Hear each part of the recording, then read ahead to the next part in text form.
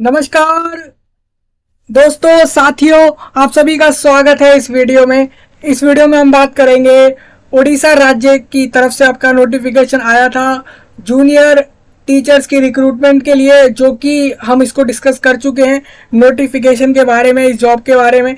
जैसा कि मैं आपको बता दूं, उड़ीसा जो है वो एक स्टेट है इंडिया कंट्री के अंदर। तो इंडिया कंट्री के अंदर उड़ीसा स्टेट के अंदर स्कूल्स के अंदर जूनियर टीचर्स की रिक्रूटमेंट निकाली गई है। नोटिफिकेशन निकाला गया था और बोला गया था हमें 20,000 टीचर रिक्रूट कराने हैं हमारे स्कूल्स के अंदर, जिससे रिलेटेड जो भी इसका एलिजिबिलिटी था, क्वालिफिकेशंस था, एज लिमिट था, फॉर्म की फीस थी, या जो भी कुछ इसका था आपका इस जॉब से रिलेटेड, एक एक चीज डिस्कस हो चुकी थी।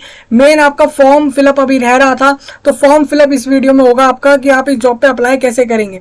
और रही बात इस जॉब के बारे में, एक एक चीज जो जाननी है आपको, उसके लिए आप डायरेक्ट जाएं उस वीडियो पे और उसको आप देखें। उसमें आपको एक एक चीज क्लियर होगी कि इस जॉब के लिए क्या क्या एलिजिबिलिटी, क्वालिफिकेशंस या फिर क्या क्या ऐसी चीजें हैं जो जरूरी रहेंगी आपको इस जॉब पे अप्लाई करने के लिए, वो सब आप वहां पे देख सकते हैं। यहाँ पर हम भरेंगे डायरेक्ट इस जॉब का फॉर्म। तो सबसे पहले आप देखिए कि ये आपकी मेन ऑफिशियल वेबसाइट रहेगी। यहाँ से आपको आना होगा इधर फॉर्म भरने, और ये आपको वीडियो के सही नीचे दिख रही होगी, तो इसलिए आपको कहीं अलग से सर्च नहीं करना पड़ेगा। दूसरा, यहाँ पर आप देखेंगे तो ये आपका आ जाता है नोटिफिकेशंस के, जो मेन आपके नोटिफिकेशंस और नोटिस है इस जॉब से रिलेटेड, चाहे वो सिलेबस हो, क्या क्या डॉक्यूमेंट चाहिए फॉर्म के साथ, या वैकेंसीज हो आपकी अलग अलग जिला या डिस्ट्रिक्ट वाइज, वो सारे नोटिस हम डिस्कस कर चुके थे। यहीं पर आप जब आएंगे तो यहाँ पे आपको अप्लाई करने के लिए लिंक मिलेगा, click here to apply for junior teacher recruitment. तो आप इस पर क्लिक करेंगे तो आपके सामने ये वाला पेज आ जाएगा इस तरीके का, जो आपको अभी दिख रहा है, अभी करंटली अभी आपको जो आपके स्क्रीन पर दिख रहा है। तो इसमें आप देखेंगे, यहाँ से हम अप्लाई करने के लिए आगे बढ़ेंगे। और आपको बता दूं, नोटिफिकेशन आपका ये था जो आप अभी देख रहे हैं, ये आपका नोटिफिकेशन था। और बाकी अलग से और भी नोटिस बहुत सारे थे जो डिस्कस किए गए थे उस वीडियो में, उसको आप देख लीजिए। हम यहाँ पर इस वीडियो में देख रहे हैं, जैसा कि यहाँ पर आपको दिखेगा एडवर्टाइजमेंट, जो कि हम डिस्कस कर चुके हैं। अब हमें क्या करना है, जैसे कि कोई कैंडिडेट पहले से रजिस्टर्ड है वेबसाइट पे, पहले से किसी ने अपने आपको ईमेल आईडी, मोबाइल नंबर डाल के रजिस्टर कर लिया था, तो वो आपको क्लिक हेयर पे क्लिक करके आगे बढ़ जाएगा। हम एक फ्रेश कैंडिडेट के लिए फॉर्म भरवा रहे हैं, जो कैंडिडेट बिल्कुल अभी पहली बार आया है वेबसाइट पे और अप्लाई करने जा रहा है। तो आप यहाँ पर क्लिक हेयर पे इस वाले पे क्लिक करेंगे, जो कि सेकंड वाला है, दूसरा वाला है।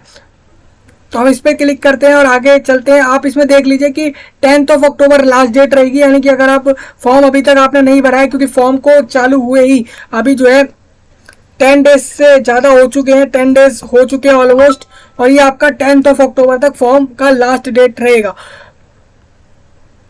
अब हम यहाँ पे क्लिक कर देंगे और फॉर्म भरने के लिए हम अब आगे बढ़ेंगे। आगे बढ़ते समय हम देखते हैं क्या क्या करना है फॉर्म के लिए। तो सबसे पहले यहाँ पर है आपका, यहाँ पर आपकी एक तो 1st to 5th क्लास की कैटेगरी के लिए और 6th to 8th क्लास की कैटेगरी के लिए है, अगर आप इसमें फॉर्म अप्लाई करना चाह रहे हैं। If you are eligible and willing to apply both categories of post, देखिए यहाँ पर क्या है, सिंपल एक ऑप्शन होगा। अब ऐसे बहुत से कैंडिडेट्स होंगे, बहुत से ऐसे लोग होंगे। अब मैंने आपको पहले ही बताया था ये वैकेंसी किसके लिए है, ऑल इंडिया है या फिर सिर्फ उड़ीसा स्टेट के लिए है, तो मैंने आपको ये क्लियर करा था, ये ऑल इंडिया वैकेंसी है। और अगर आपको ऑप्शन, जैसे आप दूसरे स्टेट से अप्लाई करेंगे तो आप एक अनरिजर्व कैंडिडेट के तौर पर लिए जाएंगे इस जॉब के लिए, यानी यूआर कैटेगरी आपकी ली जाएगी। तो सबसे पहले आप देखेंगे कि पहली से 5वीं और 6ठी से 8वीं, ये 8 क्लासें हैं टोटल, जिसके लिए आपकी रिक्रूटमेंट हो रही है अलग अलग सब्जेक्ट्स के लिए। तो वो भी उड़ीसा स्कूल्स के लिए। तो आप अगर मान लीजिए दोनों पोस्ट पर अप्लाई करना चाह रहे हैं, अगर आपके पास उसकी क्वालिफिकेशंस हैं, सर्टिफिकेट्स हैं, तो आप इस पर यस करेंगे, नहीं तो आप नो करके नो भी कर सकते हैं यहाँ पे। मतलब आप चाहे तो 1 से 5वीं के लिए भी अप्लाई कर सकते हैं, 6ठी से 8वीं के लिए भी कर सकते हैं। तो मैं यहाँ यस कर रहा हूँ, मैं दोनों के लिए अप्लाई कर रहा हूँ।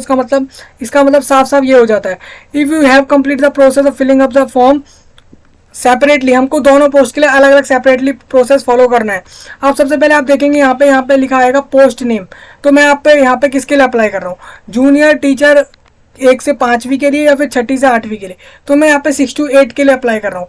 मैंने अभी 6 to 8 अप्लाई ये चूज करा है। अब मैं दोनों पोस्ट यहाँ पे मैंने यस करा है, इसका मतलब ये है कि मैं दूसरे पोस्ट के लिए अलग से फॉर्म भरूंगा।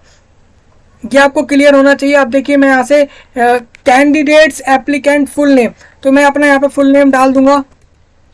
ये फुल नेम डाला है मैंने। जो भी आपका पीछे आप अपने नाम के आगे पीछे जहाँ पे भी जो भी लगाते हो वो जरूर डालना। प्लीज़ एंटर आपको अपना 10th के मार्कशीट के बेस पर डालना है। और उसके बाद अपना यहाँ पे आपको मोबाइल नंबर देना होगा।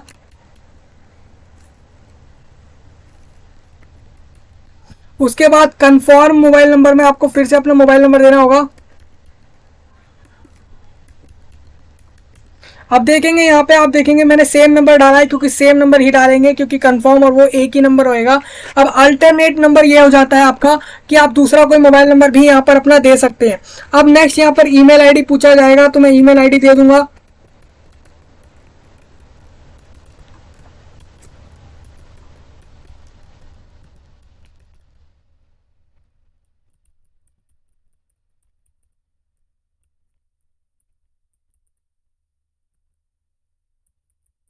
तो आप देख रहे हैं मैंने दोनों जगह सेम ईमेल आईडी डाल दिया है, मोबाइल नंबर डाले हैं। उसके बाद यहाँ पर पोस्ट अप्लाइड में मैंने सिलेक्ट किया 6 to 8।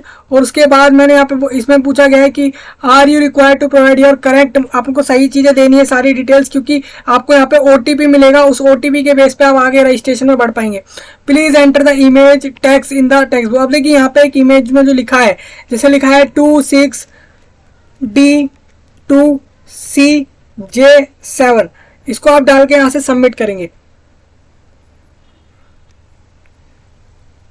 अब आपको यहाँ पे बोला गया है कि आपको एक OTP आया होगा।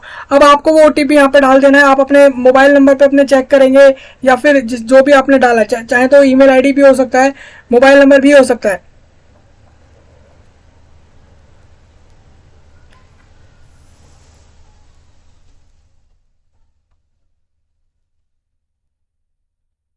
तो हम चेक करते हैं, हमारे को आया होगा जो भी।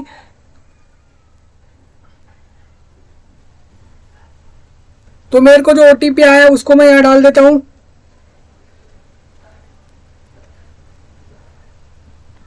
OTP जो है वो ये है, मैं डाल रहा हूँ यहाँ पे।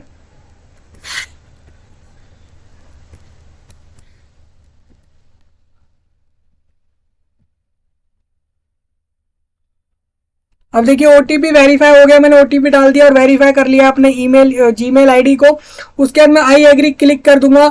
उसके बाद मैं यहाँ पे ये डालूंगा E2MHAN7, जो यहाँ लिखा होगा उसको डाल के मैं वेरीफाई कर दूंगा। उसके बाद यहाँ पे लिखा आ जाएगा साफ कि पोस्ट नेम है, मैं जूनियर टीचर पे अप्लाई करना चाह रहा हूँ 6 से 8 क्लास को पढ़ाने के लिए। अब उसमें मैंने इसमें बोला select the check box if the enter value, मतलब जो यहाँ लिखा आ रहा है उसको आपको टिक करना है कि वो सही है कि नहीं। जैसे कि मेरा नाम भी यहाँ सही लिखा है, मोबाइल नंबर, ईमेल आईडी सब कुछ करेक्ट लिखे हुए हैं। इसके बाद मैं इसको वेरीफाई करते हुए सबमिट करूँगा। और उसके बाद मैं आई एग्री क्लिक कर देता हूँ। अब मैं इसको ओके जैसे ही करूंगा तो मैं इस डिटेल में कुछ चेंज नहीं कर पाऊंगा, तो मैंने इसको ओके करा। You are registered only but to complete your application form kindly fill part 2। अब देखिए यहाँ पे मुझे एक एप्लीकेशन नंबर मिला। ये एप्लीकेशन नंबर काफ़ी ज़रूरी होगा, क्योंकि आपको इसको जो है इसको कहीं पे भी आप इसकी स्क्रीनशॉट लेके रख सकते हैं इसको, या फिर अपनी एक फ़ोटो खींच सकते हैं, इमेज क्लिक कर सकते हैं अपने किसी भी दूसरे डिवाइस से, जिससे कि आपको ये चीज़ ज़रूर याद रहे, क्योंकि ये आप जब भी लॉगिन करेंगे तो ये आपके लिए बहुत इंपॉर्टेंट रहेगा। अब मैं इसको क्लोज करता हूँ यहाँ से, और इसके बाद मैं यहाँ से गो टू एप्लीकेशन पर चला जाता हूँ डायरेक्ट फॉर्म भरने की तरफ।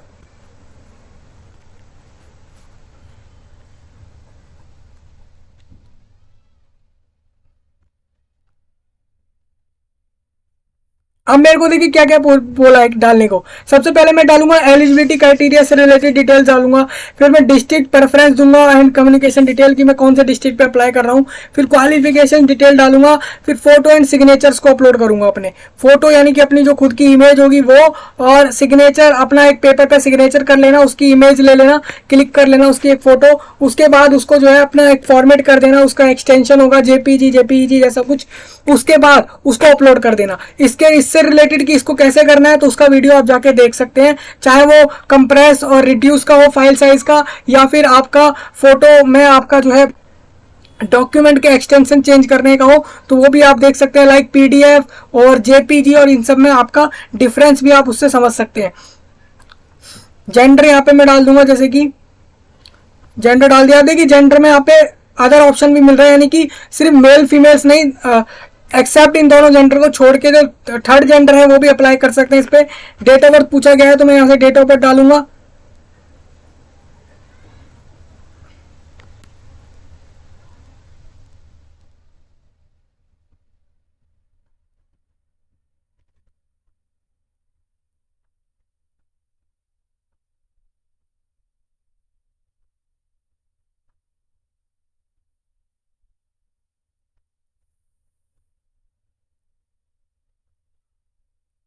तो देखिए इस तरीके से मैंने यहाँ पे डाल दिया डेट ऑफ बर्थ, यानी कि मेरी एज यहाँ पे लिखी आ गई है। उसके बाद पूछा जा रहा है नेशनैलिटी में आ सिटीजन ऑफ इंडिया, तो मैंने इसको टिक करा है।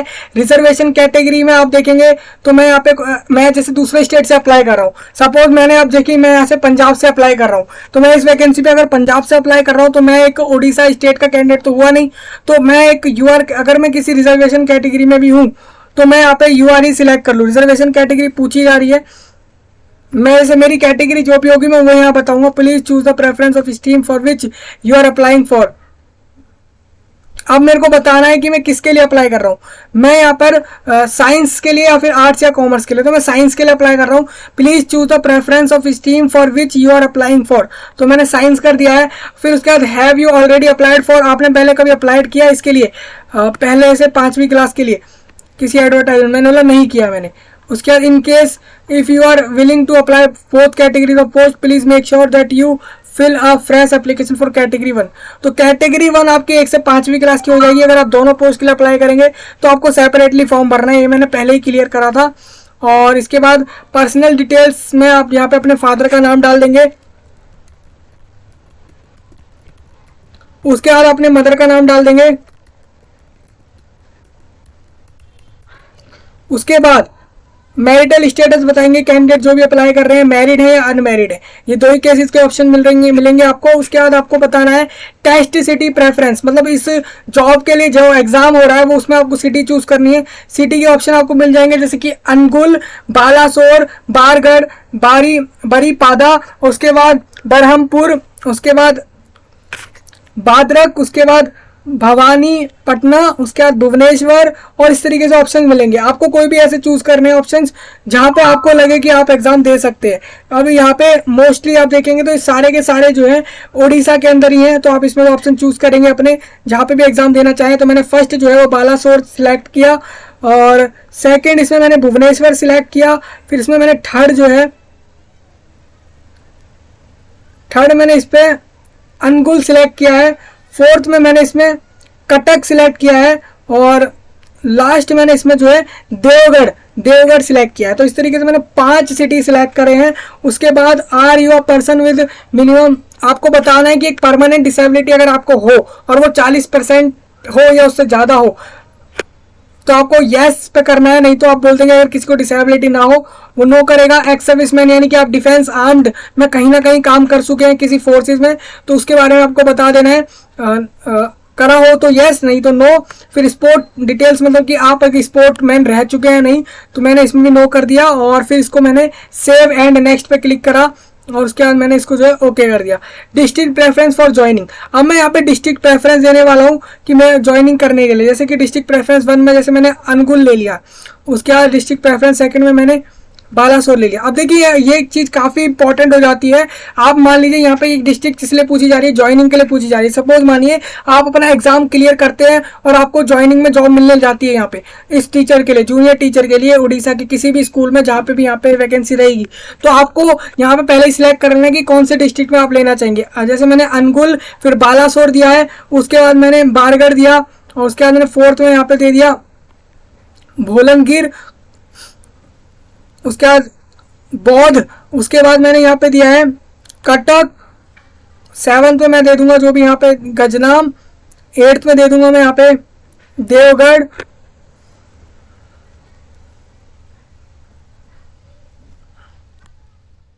तो इस तरीके से आपको ये सारे फिल कर देने जितने भी ऑप्शन आएंगे आपको। लेकिन ऐसे रैंडम मत फिल करना, मैं यहाँ रैंडम मतलब होता है कि कुछ भी यहाँ पे जो भी ऑप्शन आ रहे हैं उसमें से आपने फिल कर दिया, तो ऐसा मत करना।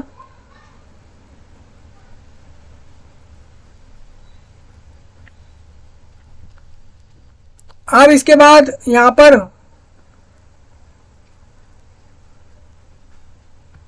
ये जितने भी ऑप्शंस आ रहे हैं,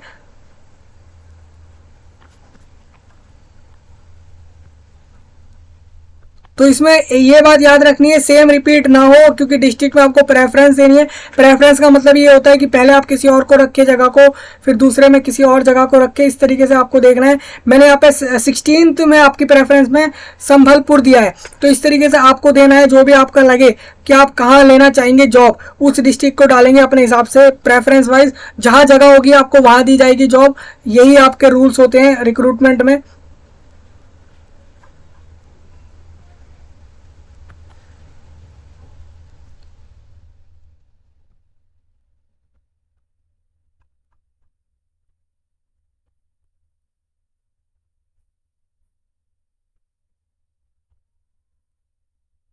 देखिए अभी मैंने यहाँ पे 21 ऑप्शंस फिल कर दिए हैं।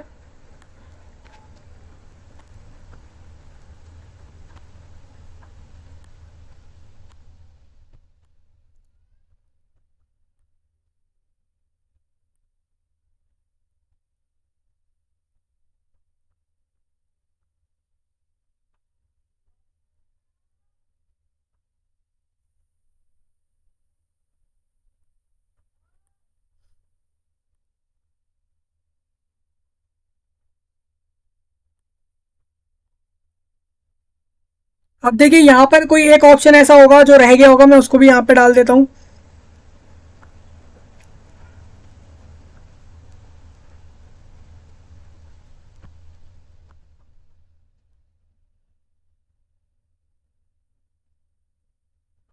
तो ये मैंने ऑप्शन डालने के बाद मैंने बोल दिया आई कंफर्म, मैंने कंफर्म कर दी सारी प्रेफरेंस। उसके बाद मैंने एड्रेस बता दिया, करस्पोंडेंट एड्रेस। यहाँ पे मेरे को अपना एड्रेस बताना होगा।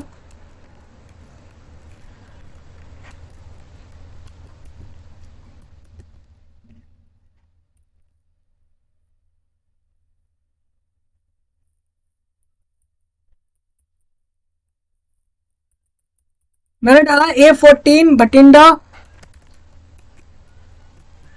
पंजाब, इस तरीके से मैंने डाल दिया। उसके बाद मैंने एड्रेस लाइन सेकंड इसको खाली छोड़ दिया है, कंट्री में इंडिया डाल दिया। और उसके बाद स्टेट में मैंने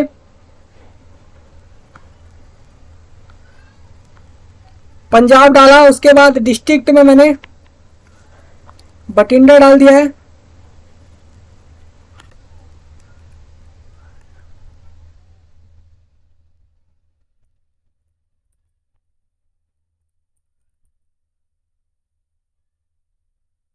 और इसके बाद पिन कोड डाल दूंगा, वहां का जो भी एड्रेस का पिन कोड होगा।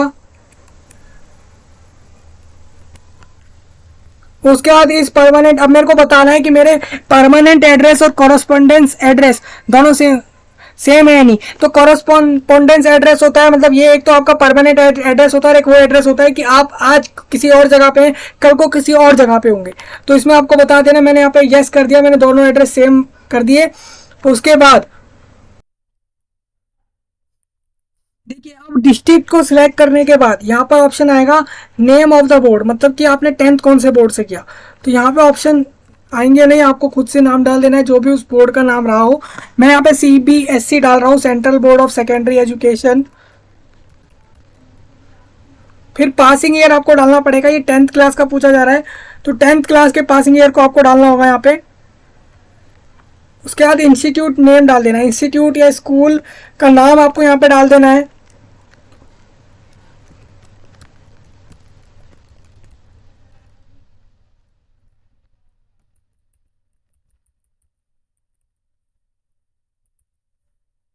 उसके बाद पूछा जाएगा please select any of the following, मतलब आपको या तो परसेंटेज में रिजल्ट होगा या CGPA में होगा।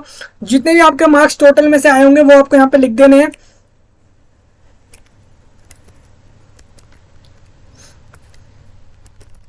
तो मैंने यहाँ पे अपने मार्क्स डाले तो ऑटोमेटिक वो परसेंटेज कैलकुलेट होके आ गया।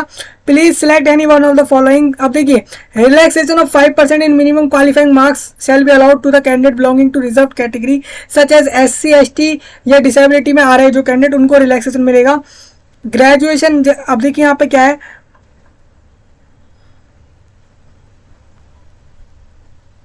तो मैं इनमें से कोई सिलेक्ट नहीं करूँगा क्योंकि मैं एक रिजर्व कैटेगरी में नहीं आता।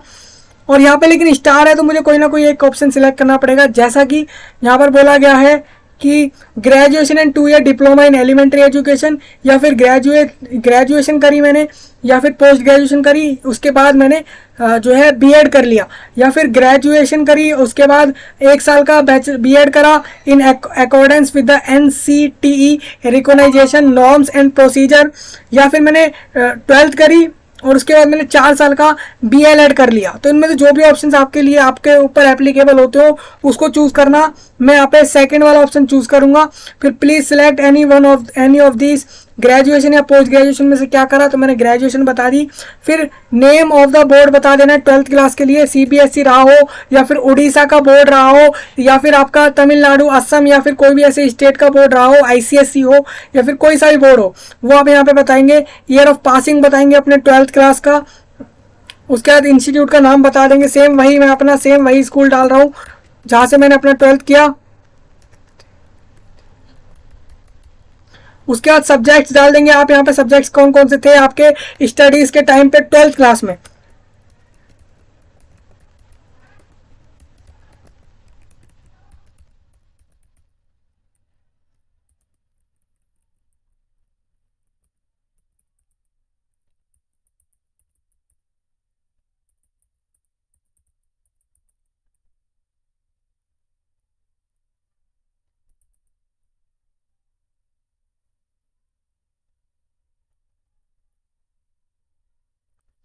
उसके बाद आपका आएगा please select any of the following, same वही 12th क्लास के रिजल्ट के बारे में बताऊंगा मैं, जैसे कि परसेंटेज में रिजल्ट आया, और रिजल्ट जो आया वो मैंने आपको यहाँ बता दिया जैसे कि,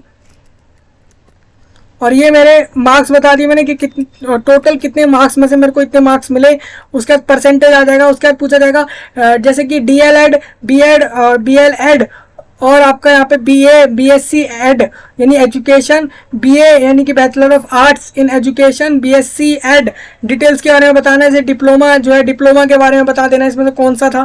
फिर इसमें से कोई सा भी हो, जो भी आपका रहा हो वो आप बता देंगे। उसके बाद इंस्टीट्यूट का नाम बता देंगे।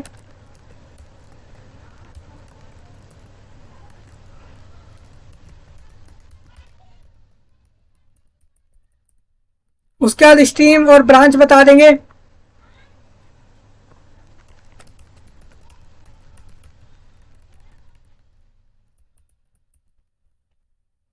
उसके बाद मंथ एंड ईयर बता देंगे, जैसे कि मैं यहाँ पे बता देता हूँ।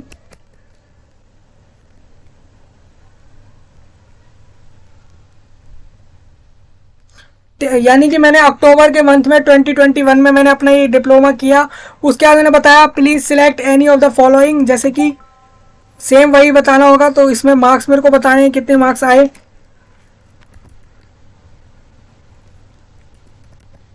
उसके बाद ग्रेजुएशन के डिटेल्स डालने हैं, डिप्लोमा के डाल दिया, अब ग्रेजुएशन की डिटेल्स डाल देनी है मेरे को। इंस्टीट्यूट कौन से इंस्टीट्यूट से मैंने ग्रेजुएशन करी वो बता दिया मैंने यहाँ पे।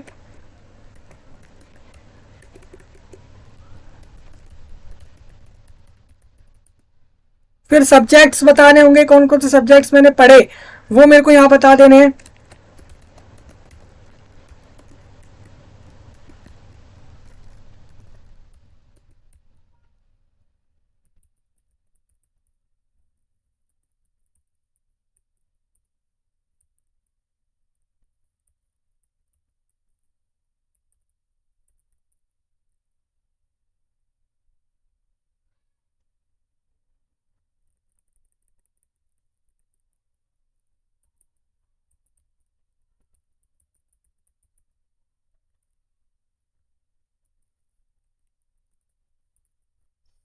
अब ये सब्जेक्ट्स बताने के बाद इसकी भी मेरे को सेम ईयर बतानी है, ग्रेजुएशन की ईयर, कि कब ग्रेजुएशन करी।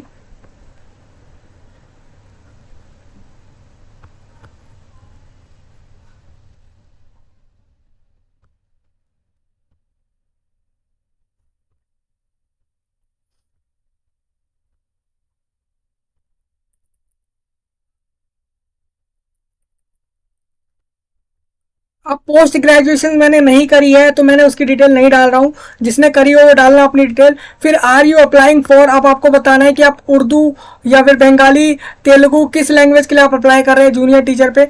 और ये भी पूछा जा रहा है कि डू यू पास इन, क्या आप पास हैं उड़ीसा के टीचर ओ टेट के सेकंड पेपर में या नहीं, ये पूछा जाएगा। तो सबसे पहले मैं आपको बताऊंगा, जैसे कि यहाँ पे आर यू अप्लाइंग फॉर, आप इसके लिए अप्लाई कर रहे हैं नहीं वो पूछा जा रहा है। तो मैंने यहाँ पे जैसे सपोज मानिए नो करा, अगर मैं नो करता हूँ तो पूछा जाएगा कि please select any of the following, do you have Odisha age, क्या आपने ओडिशा एक लैंग्वेज के तौर पर क्लास 10 में पढ़ी थी, या फिर आपने उड़ीसा लैंग्वेज में पास हुए थे आप 10th क्लास के अंदर, वो पूछा जाएगा।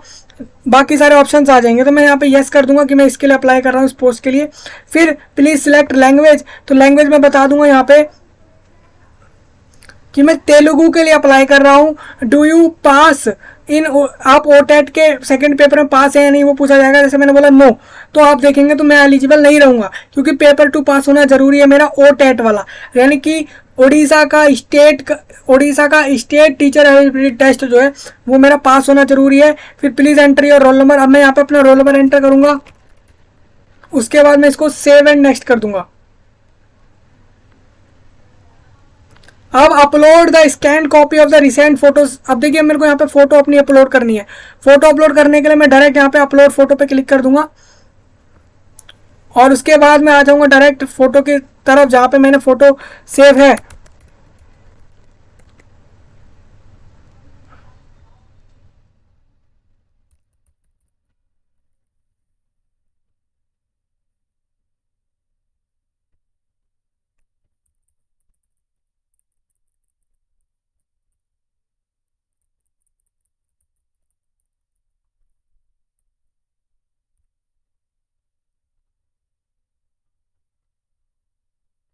देखिए यहाँ पे साइज लिखा गया है, जैसे कि बोला गया है कि आप जो फोटो अपलोड करेंगे यहाँ पे उसमें बैकग्राउंड वाइट कलर का हो, और साइज जो होगा फोटो का वो 50 से लेके 100 KB के बीच में हो, फॉर्मेट JPG हो, और ये सारी चीजें देखते हुए आपको करनी है फोटो अपलोड।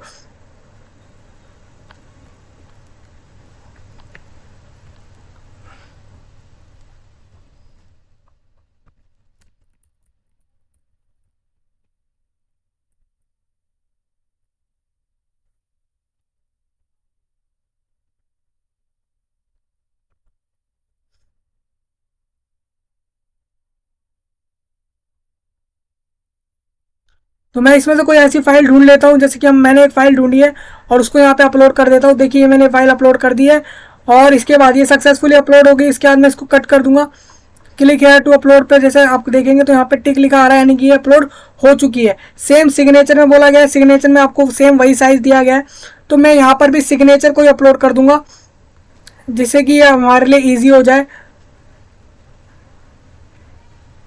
तो मैं सेम इसी को अपलोड कर देता हूँ, दोनों के लिए सेम चीज़ अपलोड करी है मैंने। आपको अलग अलग अपलोड करनी है, एक फ़ोटो और एक साइन।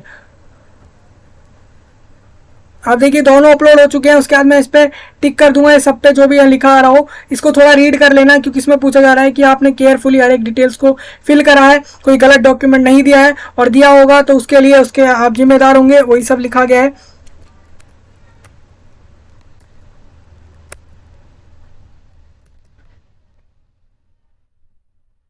अब मैं इसको सबमिट कर दूंगा यहाँ से।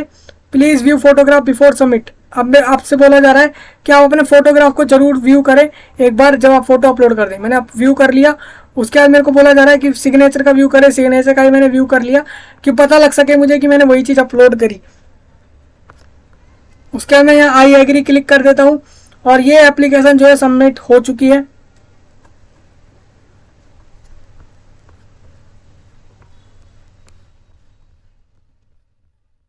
अब देखिए इस तरीके से आपका फॉर्म सबमिट हो जाएगा।